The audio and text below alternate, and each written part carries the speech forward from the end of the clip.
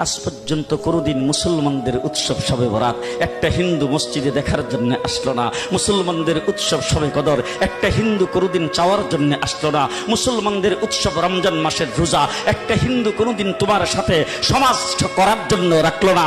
একটা হিন্দু কোনোদিন তোমার ঈদের নামাজে আসলো না।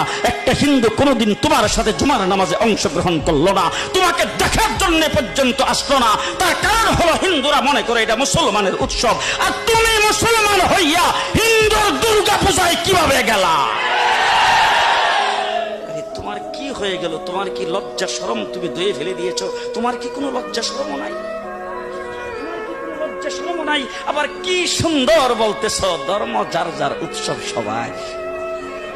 হাই হাই হাই, ও মুসলমান যুবকেরা ভালো করে শোনো, ধর্ম যার যার উৎসব সবার, তাইলে বিয়া যার যার বউ তো সবার। জি, বিয়ে যার যার বউ সবার, পুষ্কুনি যার যার মাস সবার, গাছ যার যার ফল সবার, ক্ষেত যার যার ফসল সবার, দোকান যার যার মাল সবার। এখন ঘুমাইছে কি কথা বলেন না কেন?